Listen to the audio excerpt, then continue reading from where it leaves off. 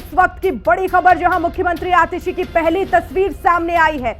आवास सील होने के बाद पहली बार सामने आई आतिशी। पैक सामान के साथ काम करती हुई नजर आई और निजी निवास से दिल्ली के लोगों के लिए वो काम कर रही हैं। ये तस्वीरें सामने आई हैं जहां पर पैक सामान के साथ काम करती हुई नजर आ रही हैं आतिशी। पहली बार ये तस्वीर सामने आई है। आवास सील होने के बाद काम करती हुई नजर आ रही हैं। निजी आवास से दिल्ली के लोगों के लिए काम कर रही हैं।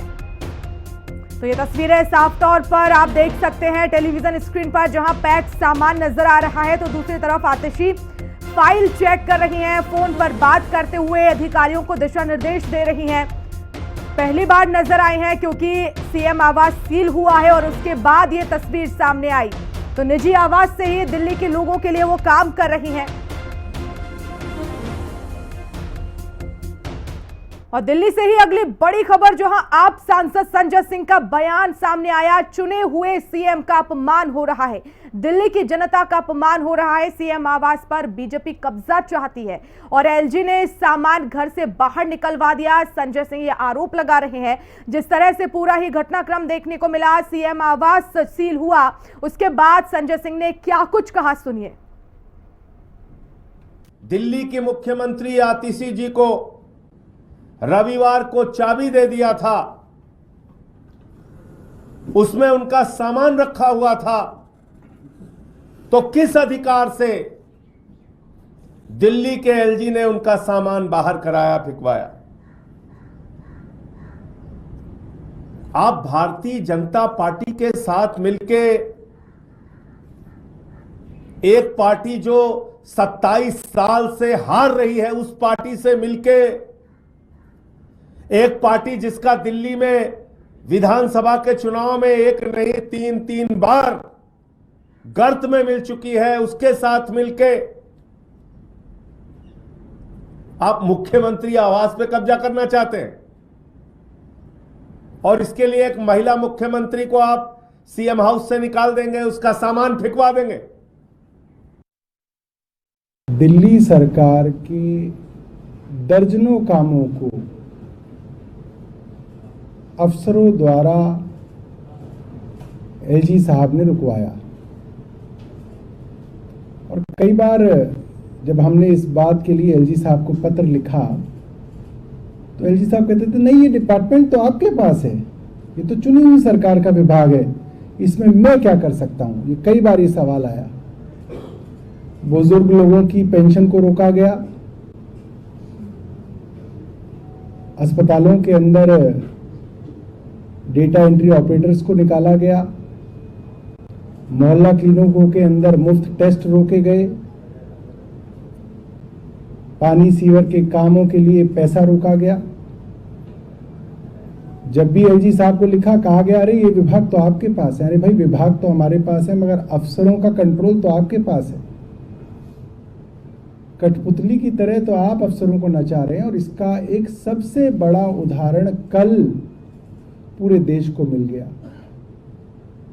आपको ये जानकारी होगी कि पीडब्ल्यूडी विभाग खुद मुख्यमंत्री आतिशी जी के पास है। पीडब्ल्यूडी विभाग उनका विभाग है, ट्रांसफर्ड सब्जेक्ट है, सीधा सीधा चुनी हुई सरकार के अधीन आता है। मगर उसके बावजूद पीडब्ल्यूडी के अधिकारियों ने एक सिटिंग चीफ मिनिस्टर के घर को ताला लगाकर सील कर दिया। ये अपने आप में बहुत बड़ी बात है। अब सवाल ये आता है कि भाई इनका ही विभाग है, विभाग तो इनका है, मगर कठपुतलियों की तरह तो नचा तो इनको एलजी साहब रहे हैं। और ज्यादा जानकारी के लिए मेरे सहयोगी दीपक शर्मा इस समय दिल्ली से लाइव जुड़ गए हैं। दिल्ली से दीपक, अभी क्या कुछ तस्वीरें सामने आई हैं, क्योंकि जिस तरह से आतिशी नजर आ रही हैं, अधिकारियों को क्या वो दिशा निर्देश अपने निजी आवास से ही दे रही हैं? जी बिल्कुल वर्षा, मैं आपको बता दूं, जिस तरह से पहली तस्वीर जो है आतिशी की सामने आई है वो अपने सरकारी आवास से ही जो है जो सरकारी फाइलें हैं उन पे काम करने में लगी हुई है।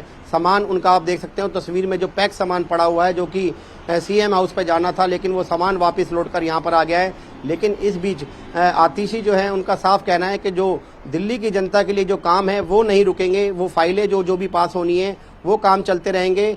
बेशक उनका सामान जो है सारा पैक पड़ा है, लेकिन इस बीच ही वो बैठकर वो अपने घर से ही जो है वो सारा काम करने में लगी हुई है। हालांकि इस वक्त उनको सीएम हाउस में होना चाहिए था, जहां से कल उनका सामान निकाल के जो है बाहर रख दिया गया, और उसके बाद जिस तरह से पीडब्ल्यूडी के अधिकारियों ने उनके जो सीएम हाउस को जो है सील कर दिया, और उसके बाद लगातार आतिशी जो है अपने घर से सरकारी काम को करने में लगी हुई हैं, और उन्होंने कहा है दिल्ली के काम नहीं रुकेंगे। हालांकि बीजेपी का ये कहना है कि आतिशी ने खुद अपना सामान वहां रखा था वापस और अपना सामान निकाल लिया।